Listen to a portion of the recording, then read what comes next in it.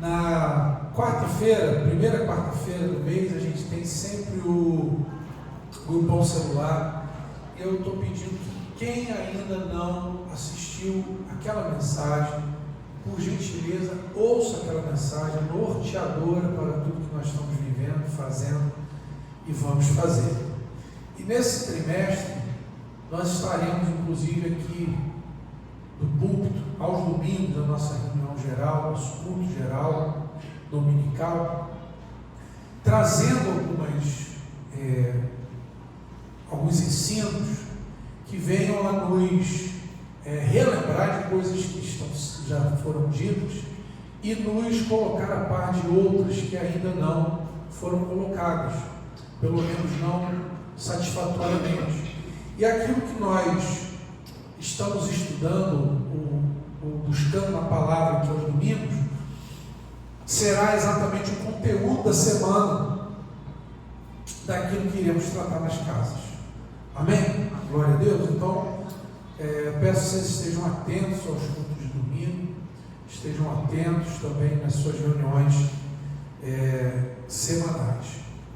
Queridos, eu essa semana adiantei um pouco do que eu quero compartilhar hoje com os irmãos, que é acerca do Evangelho nas casas, o Evangelho nos lares. Jesus, ele pregou em 4 níveis, assim, geográficos, bem distintos, que a gente já falou há algum tempo atrás. O Senhor, ele se apresenta no templo, e nos parece que o templo sempre é um ponto de partida para muito dos movimentos do Senhor, da obra de Deus. E esse templo, ele se cumpre em Cristo Jesus. Ele, inclusive, ele lê que está no profeta Isaías, falando que o Espírito do Senhor está sobre mim, e ele diz à frente de todos que aquela palavra estava se cumprindo. E isso aconteceu no templo. E em alguns momentos o Senhor fazia algo no templo, curava no templo, ensinava no templo, reunia-se no templo. O outro local que o Senhor manifestou o Evangelho, e dessa forma muito mais volumosa, muito mais íntima, inclusive, foi nas casas, que é o que nós vamos conversar hoje. Um terceiro lugar é nas ruas, que é para onde nós precisamos ir também. Nós precisamos seguir no templo em direção às casas, das casas em direção às ruas, porque há lugar onde o Evangelho precisa chegar que não vai vir ao templo e nem vai às nossas casas, mas que o templo e as casas precisam ir. E esse lugar, esse terceiro lugar, são as ruas. E em algum momento nós vamos tratar sobre isso. E um quarto lugar são os lugares distantes, são os confins. Então a gente percebe essa palavra, por exemplo, lá em Atos dos Apóstolos, capítulo 1,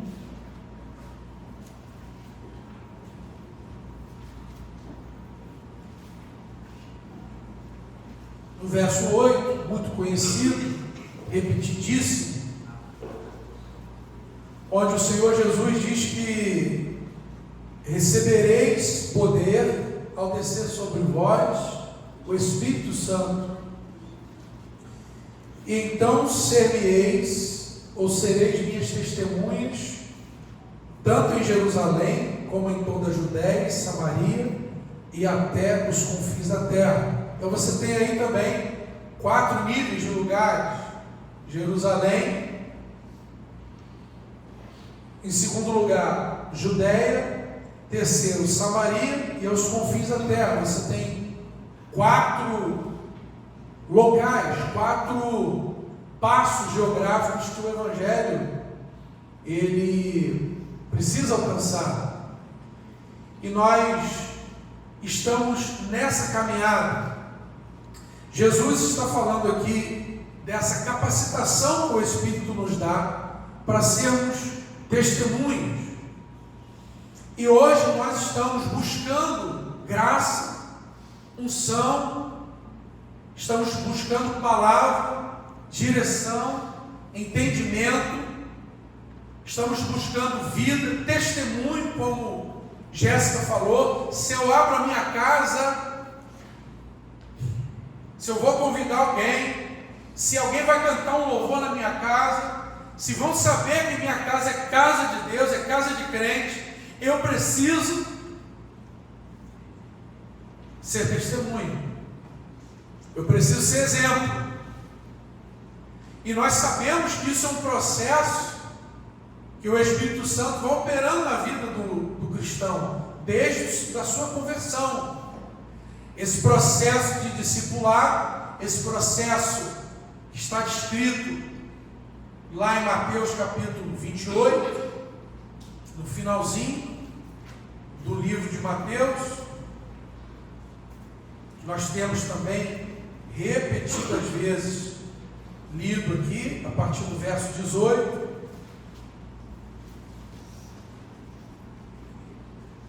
que diz, o Senhor dizendo, eu estou na versão corrigida, não estou isso, corrigida fica, mudou aí, que diz, aproximando-se, Jesus falou-lhes dizendo, toda autoridade ou poder foi-me dada no céu e na terra, portanto, ide, fazei discípulos de todas as nações, batizados em nome do Pai, do Filho, do Espírito Santo, ensinando-os a guardar todas as coisas que eu vos tenho mandado.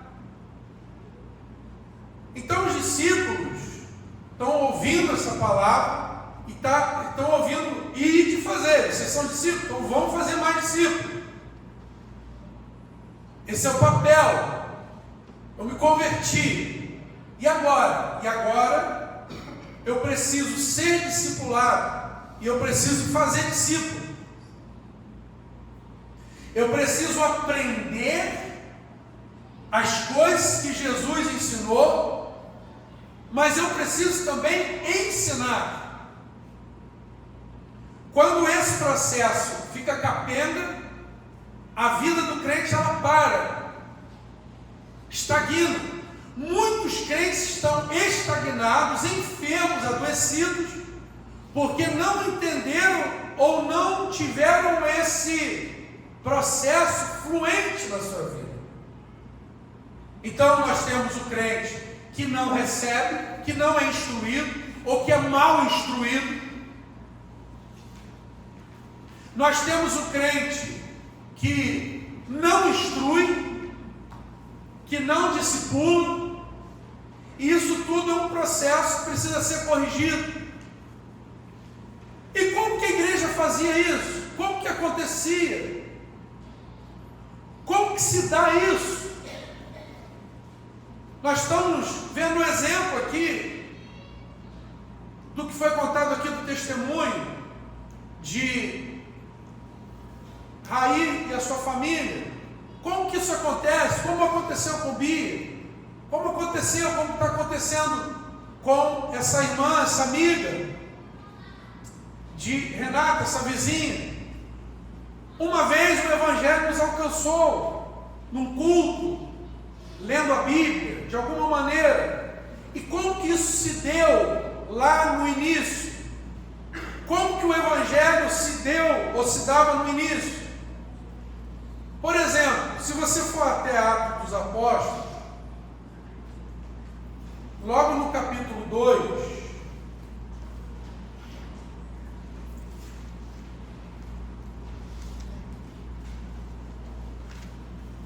a partir do verso 19, Pedro está pregando e diz: arrependei-vos, arrependei-vos e convertei-vos para que sejam cancelados os vossos pecados, a fim de que a presença do Senhor, ou que da presença do Senhor venham tempos de refrigério, e que envie Ele o Cristo que já foi designado Jesus. Então, ele prega o Evangelho, e muitas almas ali se converteram. Você repara que, a partir do capítulo 4, verso 1, Pedro e João vão ser presos, porque no versículo 4 diz que os homens que se converteram, que aceitaram Jesus, foram quase 5.000. Como é que você vai apacentar agora 5.000 pessoas? Como é que você vai evangelizar essas pessoas? Como é que você vai ensinar agora o Evangelho para eles? Como é que a gente vai instruir, discipular? Como é que eles vão fazer o que Jesus pediu para eles, ou ordenou que eles fizessem? 5.000 almas se converteram. E agora, como é que a gente faz? Como que eles faziam naquela época? Eles tinham um templo. Eles tinham um salão como esse aqui, para 5.000 pessoas. Como que eles promoviam o discipulado? É verdade que havia um templo em Jerusalém, onde os judeus podiam entrar, no seu pátio, nos seus arredores, mas certamente não dava para 5.000 pessoas se reunirem ali. Você sabe das dimensões do templo, não era possível. Você sabe que eles também se reuniam em cenáculo. No próprio capítulo 2 de Atos dos Apóstolos, 120 pessoas estavam reunidas num cenáculo, num galpão, num lugar mais espaçoso. Eles tinham essa reunião ali, eventualmente um grupão. Mas como que nós vamos cuidar de 5.000 pessoas agora? Pedro pregou cheio do Espírito Santo. Como é que vão ser discipuladas essas pessoas? Como que 5.000 pessoas, fora a família, vão ser alcançadas pelo Evangelho? E o segredo, irmãos, está exatamente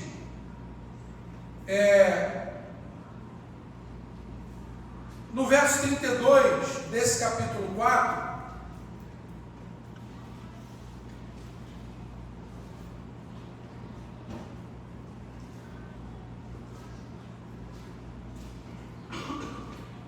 Eles falam da comunidade cristã.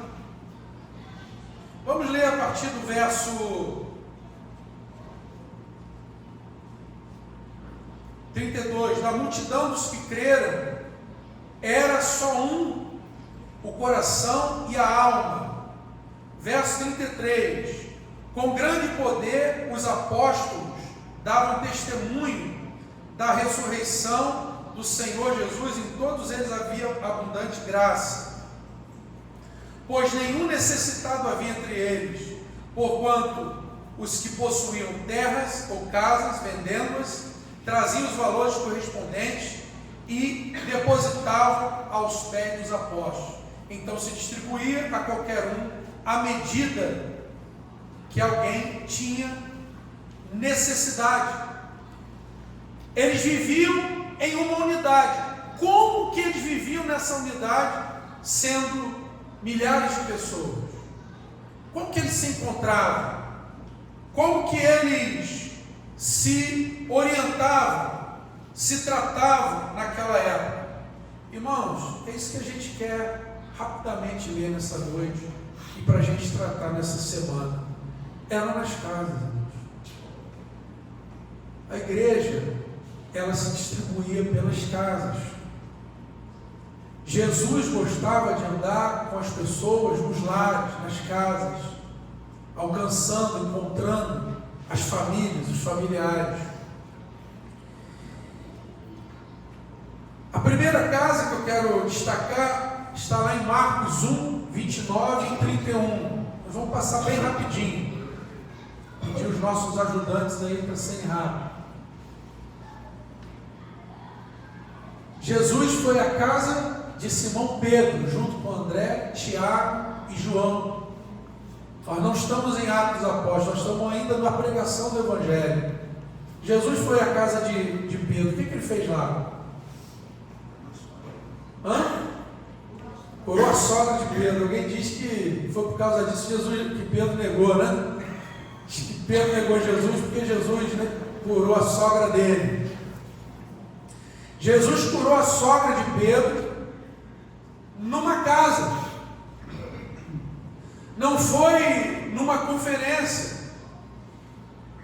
Não foi num culto de cura. Ainda que todas essas coisas sejam práticas, bem-vindas, mas foi numa casa em que nós temos a sogra de Simão, Pedro, que estava deitada com febre. Ela foi curada. E o que aconteceu depois? Tomou pela mão, a febre deixou. E o que ela começa a fazer dentro de casa? Servir a Jesus. A segunda casa que eu quero destacar está em Marcos capítulo 2, vai mais para frente um pouquinho, verso 13 a 17. Jesus, Marcos capítulo 2,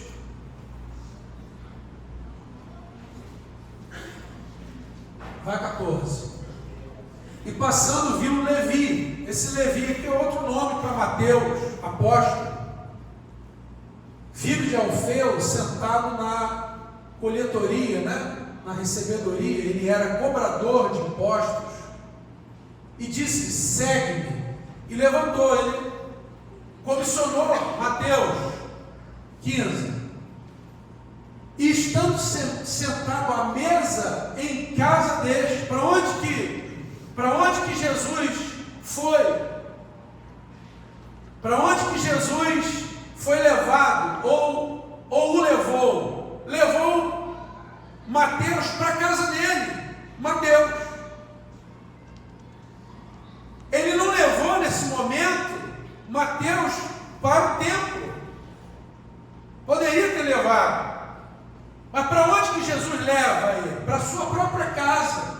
E estavam sentados à mesa com Jesus e seus discípulos. Jesus leva a igreja, leva os discípulos para a casa de Mateus. Ele faz com que Mateus tenha contato dentro da sua própria casa, sentado à sua própria mesa, com os discípulos de Jesus.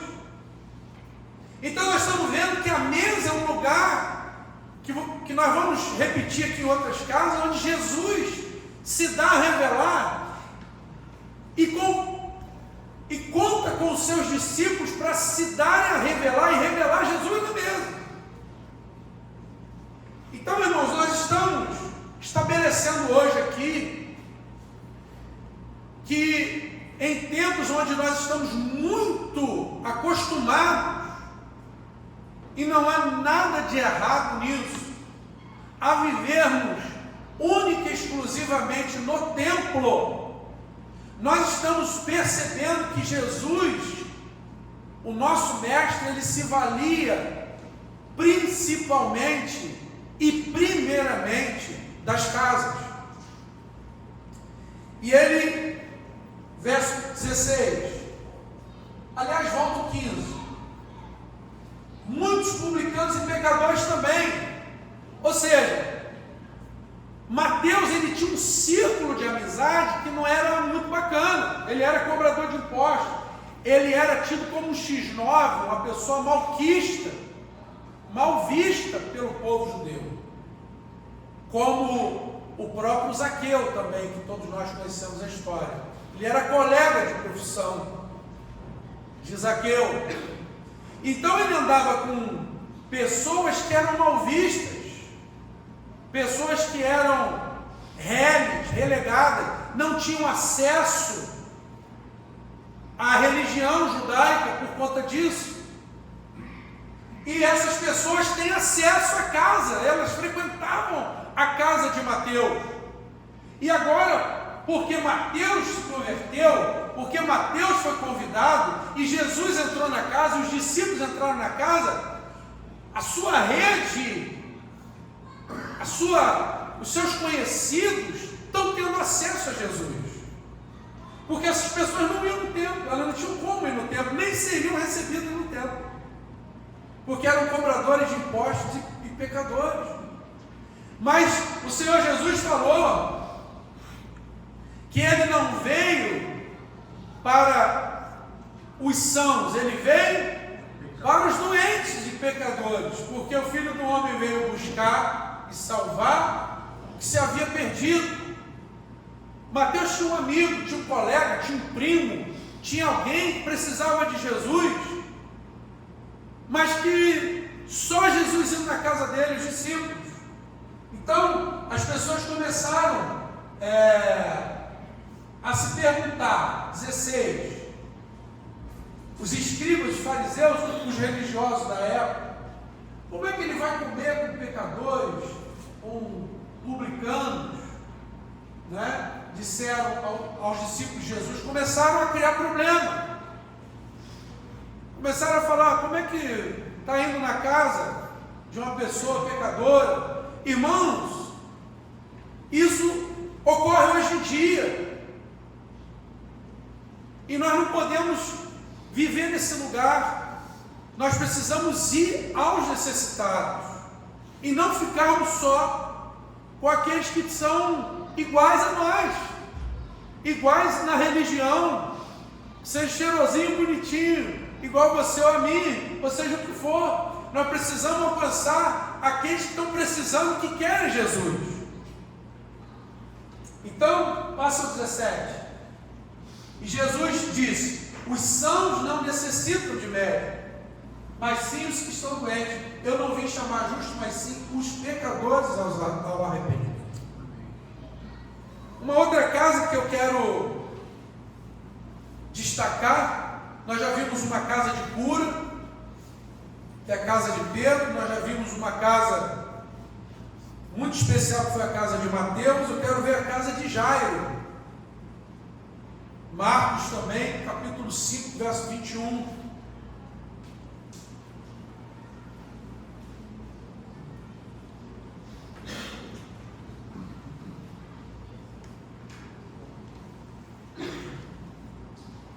Essa história, ela é comprida, e ela é do verso 21 até o verso 43, mas todos nós conhecemos que Jesus estava caminhando, estava na rua, caminhando, evangelizando, e Jairo vai pedir ajuda, vai ao encontro de Jesus, e fala: mestre, me ajuda, minha filha está em casa, uma menina de 12 anos, está muito doente, está à morte.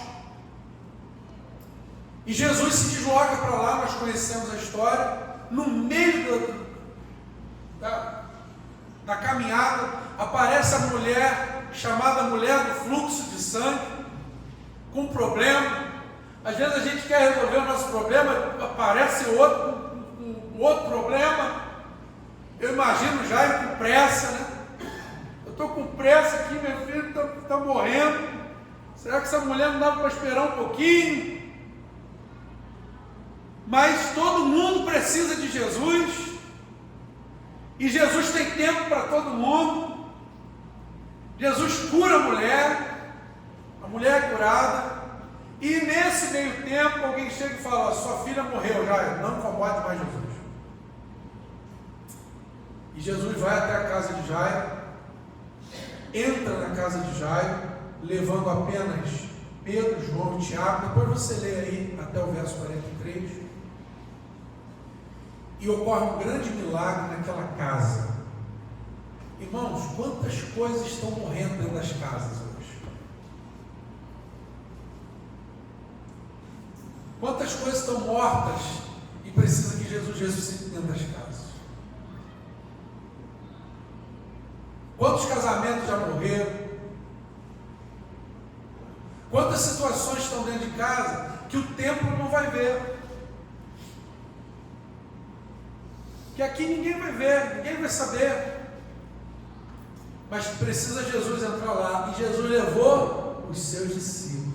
Levou mais 3.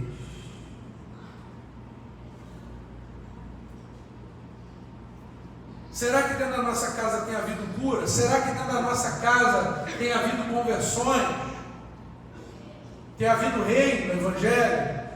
Tem havido ressurreições? E essa foi a casa de Jairo. Uma casa que eu quero destacar é a casa que está em Lucas 7, verso 36 a 50. A casa de Simão, o fariseu, não Simão Pedro, outro Simão.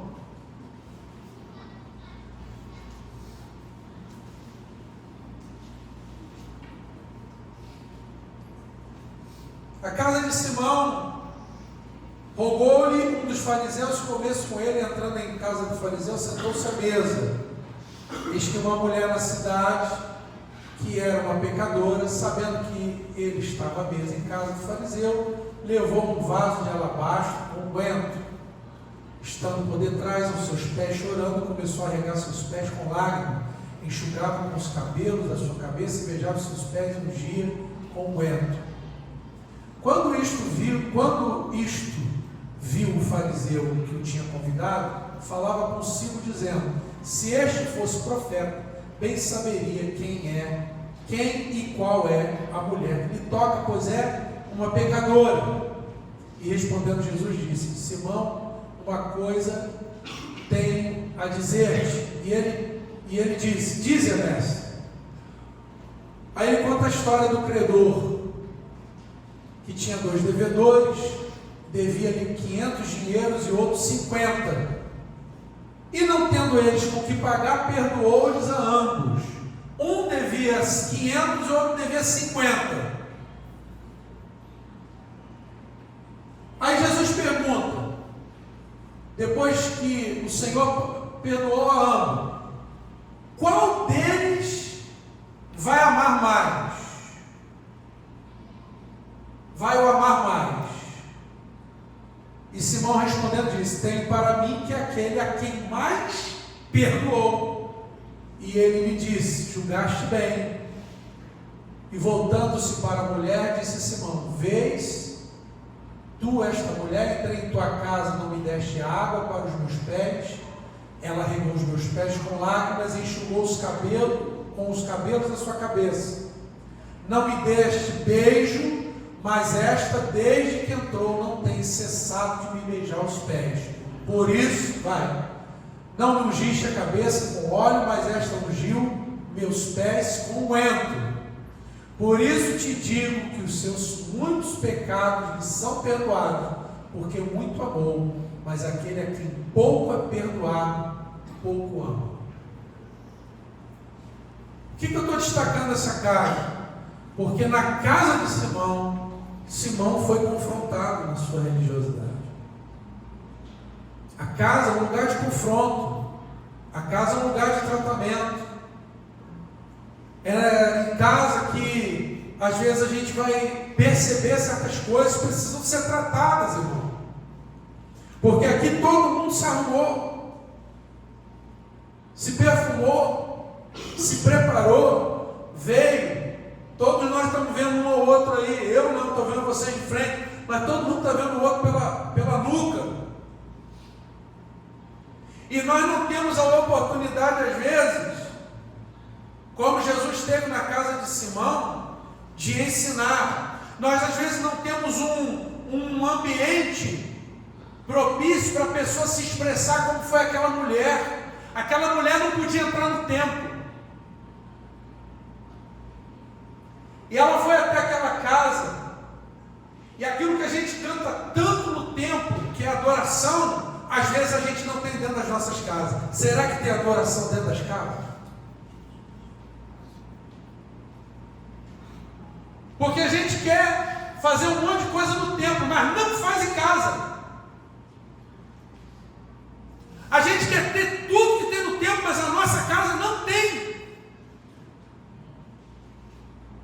E está errado. Porque o Senhor quer restaurar aquilo que Ele mesmo fez no Evangelho.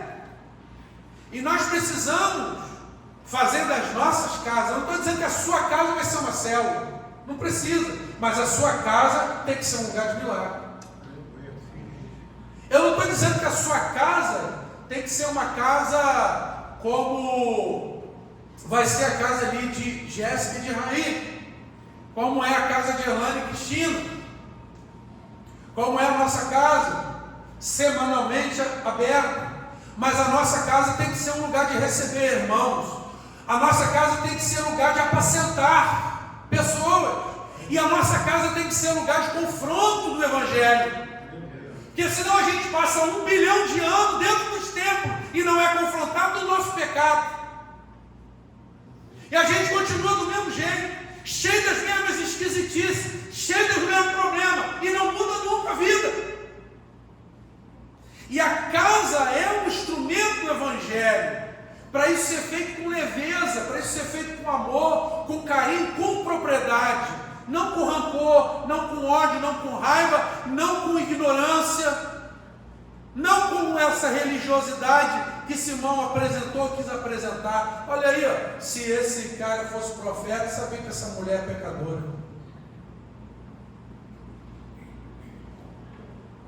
E Jesus falou para ele: olha, eu entrei aqui, você não me recebeu como deveria receber, mas essa mulher está fazendo isso tudo, sabe por quê? Porque ela sabe o quanto ela precisa do perdão dos seus pecados. E sabe que às vezes as pessoas não fazem porque não sabem disso. Ele não sabia. E essa casa é uma casa especial. Então é um lugar que ocorre cura, é um lugar que ocorre salvação. Eu pulei propositalmente, mas não vai dar tempo. Eu iria dar um destaque aqui à casa de Zaqueu, que também era cobrador de impostos. Ele vai encontrar Jesus na rua, ninguém quer saber de Zaqueu, e Jesus fala para ele, está lá em Marcos também: desce depressa, que hoje convém eu repousar na sua casa. A sua casa. Jesus quer mudar as nossas casas, irmãos. Jesus quer mudar as nossas famílias. Jesus quer mudar a nossa mesa. Jesus quer mudar a nossa sala. Muitas vezes a nossa casa não está cultuando e nem está servindo ao Senhor. As engrenagens da nossa casa têm servido ao Senhor.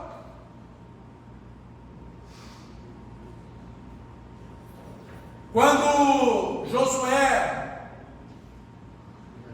promoveu a conquista da terra, não total, mas praticamente toda a terra foi conquistada com Josué. Só não foi toda por conta de infidelidade de outras tribos. Ele disse: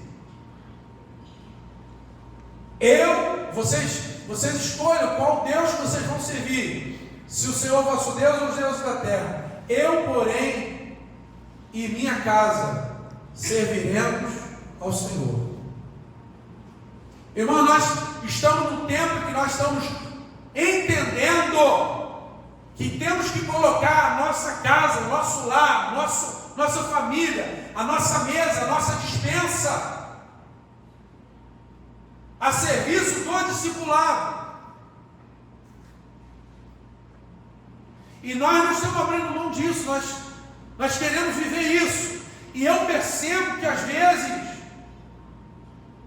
nós somos tentados, cada um de nós, a fugir desse papel e dessa direção. E volto a dizer, eu não estou dizendo que você vai abrir uma célula na sua casa, mas eu estou dizendo que você precisa entrar nesse mover do que Deus faz dentro de casa, mesmo que seja na casa do seu irmão, mas você também pode e deve abrir a sua casa. Você pode abrir o seu lar, você pode chamar um irmão. Há algum tempo eu estava reunido com algumas irmãs, eu estava fazendo a seguinte pergunta: o que precisa na vida de um cristão, o que é necessário na vida de um cristão. E eu afirmei ali categoricamente, repito aqui para os irmãos, não há nada que o Senhor não possa nutrir, ou que o crente precise ser nutrido, que não possa ser feito dentro de uma casa. Mas há muitas coisas que não podem ser feitas dentro do templo.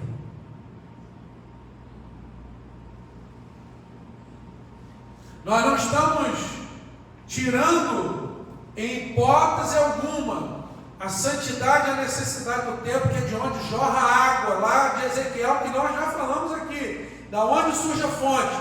Do altar. Mas onde a água se aprofunda? 500 côvados depois a água já está no tornozelo. 500 côvados depois, 500 não, 1000, né? 1000 côvados depois, nos joelhos. Depois mais 1000 nos lombos. Então, a água jorra no templo, mas a água se aprofunda à medida que nós vamos fazendo ciclo.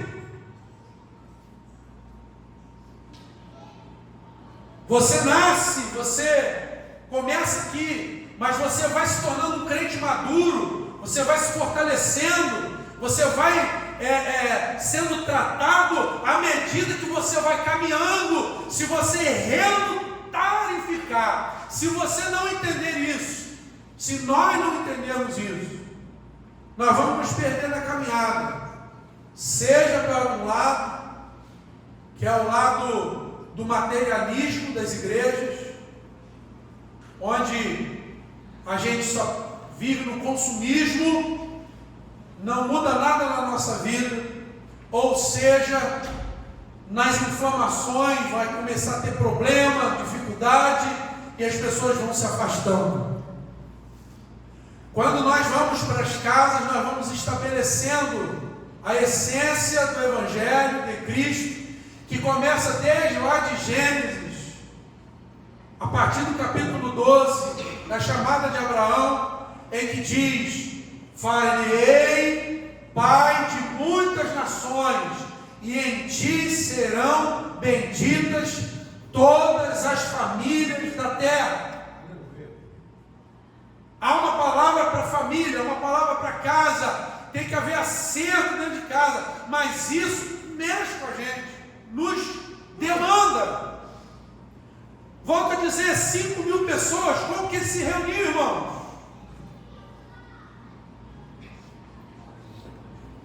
500 casas de 10.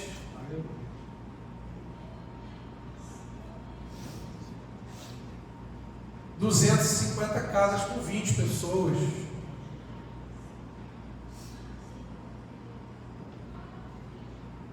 Não tinha problema para isso. E eles todos os dias se reuniram. Como que eles vão se reunir? São nos lares. Tão feliz de ver o Diogo aqui com a gente hoje.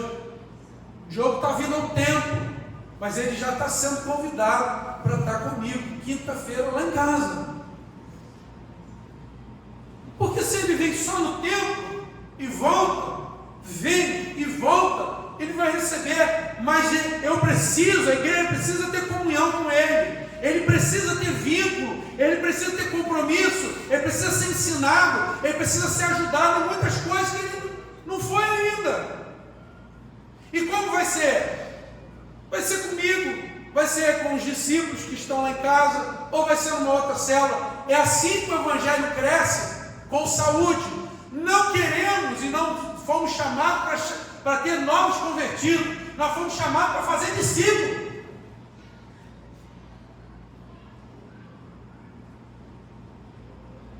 Nós vimos na semana passada Jesus falando, né, para os discípulos falaram: tem mais de 5.000 pessoas aqui, homens, como é que ele vai dar de comer para eles? E Jesus falou: dá-lhe vós de comer, dá-lhe vós de comer. E nós estamos sendo comissionados. A quem você tem alimentado? Quem te alimenta? E a quem você alimenta? Essa semana nós vamos falar sobre isso nas nossas células, o Evangelho nas casas. Eu separei aqui várias casas que Jesus esteve. Nós falamos em algumas células, a casa de Marta, Maria e Lázaro, que é a minha preferida.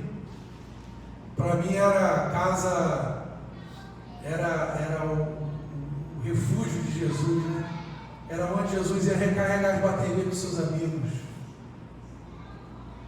A gente precisa de amigos, irmão. A gente precisa de casa para recarregar a bateria. Aí a gente quer jogar a demanda tudo no tempo. E a gente começa a reclamar de tudo no tempo. Sabe por quê? Porque você não tem vida de comunhão. É por isso que você reclama. Porque quando nós temos vida de comunhão, eu sei exatamente quem eu vou chamar para orar quando eu preciso orar. Eu sei exatamente quem eu vou perguntar uma dúvida nas Escrituras quando eu preciso. Eu sei exatamente quem eu vou procurar quando eu preciso de bater um papo, de conversar, de me abrir, de reclamar, de falar, rapaz, está ruim, me ajuda aí. Nós precisamos disso na igreja. E às vezes a gente passa 1 bilhão de anos dentro da igreja e nós temos uma vida de tempo, mas não temos vida de comunhão. E nós não estamos censurando ninguém, nós queremos mudança nisso em nome de Jesus. E Deus está dando. E está sendo muito bom. E nós vamos perseverando. Eu não estou dizendo que você já conseguiu, ou que eu já consegui tudo, ou você, mas nós estamos lutando, nós vamos praticando isso, lidando com isso, tratando com isso nas nossas casas. Eu trouxe a casa, vocês vão ter acesso a isso, casa de Marta, Maria e Lázaro, né? A casa do centurião, no livro dos apóstolos, Pedro estava em Jope, na casa de Simão Curtidor. Ele vai ganhar os primeiros gentios, as primeiras pessoas não judias que receberam o Evangelho. Onde se converteram? Dentro da casa de Cornélio. Dentro da casa de Cornélio. Às vezes a gente fica só convidando para o tempo. Está certo, não é problema, convida, pode convidar. Mas Sandra lá na casa de Orlando estava lembrando que nós fomos ganhar aquela família lá na casa de Laodiceia. Foi lá que Jesus libertou ela. Foi lá que Jesus manifestou o poder dele. Foi lá que as vidas se entregaram a Jesus e pediram o batismo. Foi através do trabalho em casa. Encontros celulares. É assim que Deus vai fazendo e vai aperfeiçoando a sua obra. Não é que Deus não faça aqui, não é que Deus não faça no grupão. Deus fez através de Pedro, naquela multidão lá no dia de Pentecostes. E nós vamos nessa direção também, irmão. Mas Jesus andava pelas casas. Então, na casa de Cornélio, na casa de Lídia e Filipos, Paulo se hospedou na casa de Lídia, vendedora de púrpura. Uma mulher abriu sua casa para o apóstolo. O que seria do Evangelho em Filipe se Paulo não fosse lá? Na casa de Justo, em Corinto, do lado da sinagoga, Paulo se hospedou na casa de Justo, casa de Priscila e Áquila, casa de Maria, mãe de João Marcos, mulher de Cleopas, um dos caminhos de Emaús. Quando Pedro estava preso lá na prisão, a igreja estava orando. Estava onde? Estava na casa de Maria. Estava lá orando por Pedro. Casa é lugar de oração, casa é lugar de comunhão, irmãos. Nós estamos trabalhando nessa direção. Casa de Ananias, onde Paulo foi discipulado, foi batizado, foi curado. Todo mundo tinha medo de Paulo. Para onde que esse camarada foi? Foi para o templo em Jerusalém. Ele estava em Damasco, mas em Damasco não tem templo. O que tem lá? Tem crente que tem casa.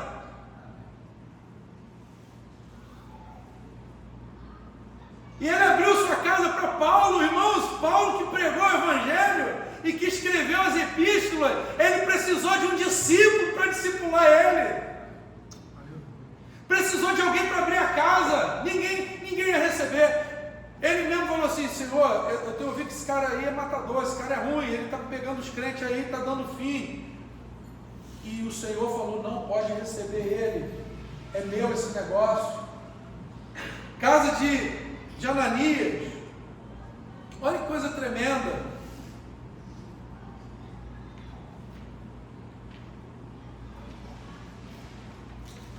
Irmãos, eu quero orar pela nossa casa. Amém. Aleluia. Quero orar pelos nossos lares.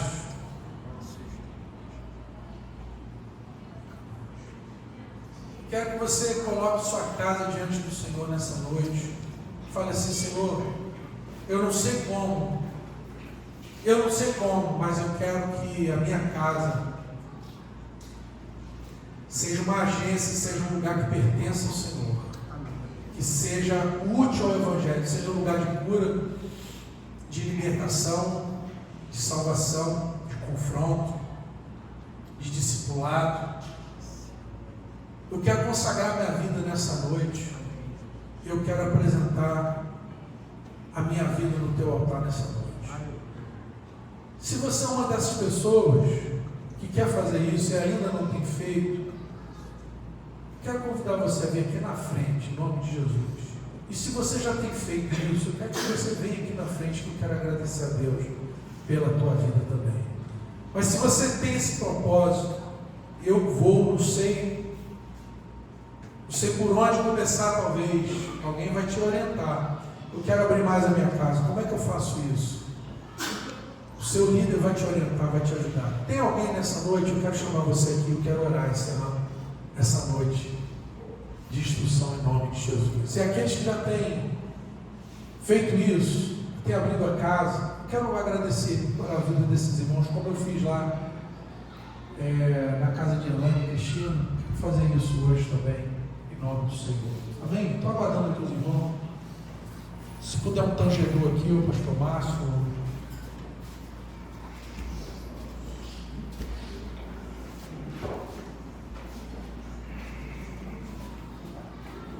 Louvado seja Deus.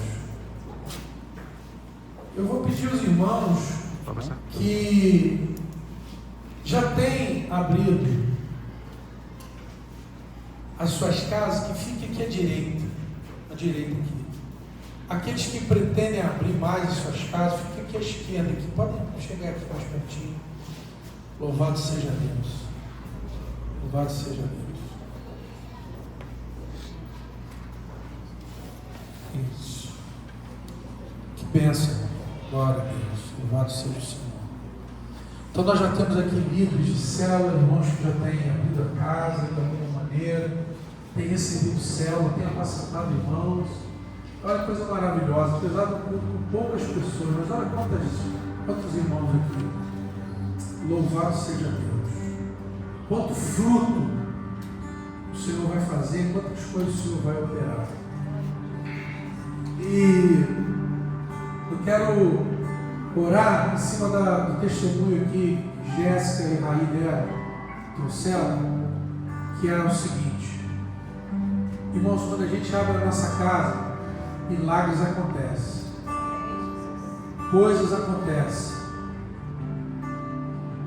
não porque a gente está barganhando nada, mas porque a gente está servindo ao Senhor, e Ele é galardoador disso. E a gente não sabe como, mas o milagre brota, a coisa acontece. Aquilo que às vezes a gente, de anos de tempo, não aconteceu, às vezes acontece com meses de casa. E é assim que a gente tem ouvido muitos testemunhos. E é assim que a gente quer orar em nome de Jesus. Primeiro eu quero que a igreja estenda a mão para cá, para esses irmãos. Vocês também estendam a mão para cá. E nós queremos agradecer ao Senhor por essas casas que estão abertas, por esses líderes que têm sido levantados, por esses irmãos, ó Pai, que têm disponibilizado os seus lares, às vezes a sua dispensa, o seu tempo, o seu serviço, né? Tem sujeitado às vezes a certos incômodos, a certas dificuldades até, às vezes até alguns problemas, por estarem abrindo as suas casas. Senhor, que sejam renovados nessa noite. Amém. Em nome de Jesus. Sejam fortalecidos e sejam enriquecidos pelo Senhor com toda a graça, em nome de Jesus. Vamos estender a mão aqui para esse povo aqui. Vocês que estão aqui, vocês vão me ajudar a ministrar. Vamos lá ministrar. Vão lá abençoar lá. Vão lá liberar aquilo que Deus tem dado na vida de vocês.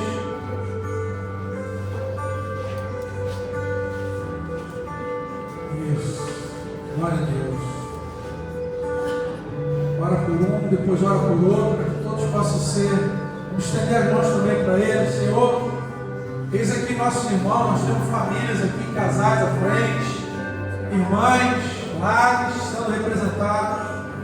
Senhor, nós queremos pedir nessa noite que o Senhor esteja abrindo, ó Pai, as portas da casa dos teus filhos para o reino, que essa casa seja aberta. A tua palavra diz: eu estou à porta e bato. Se alguém abrir a porta, eu entrarei, cearei com ele e ele comigo. Senhor, que coisas maravilhosas da parte do Senhor estejam acontecendo, sendo liberadas na vida desses irmãos, dentro de pouco tempo, para a glória do teu santo nome. Senhor, não houve ninguém que abriu a porta para o Senhor, para a tua igreja, que ficou, Senhor, sem visitação. Senhor, nós te pedimos a bênção de Obed-Edom sobre a vida dos teus servos, que assim como Obed-Edom abrigou a arca da aliança da tua presença, também os teus servos sejam ricamente abençoados e fortalecidos por ti. É a nossa oração, gratos, em nome de Jesus. Quem crê, diga amém. Aleluia. Louvado seja o Senhor, bendito seja Deus. Falei de jogar.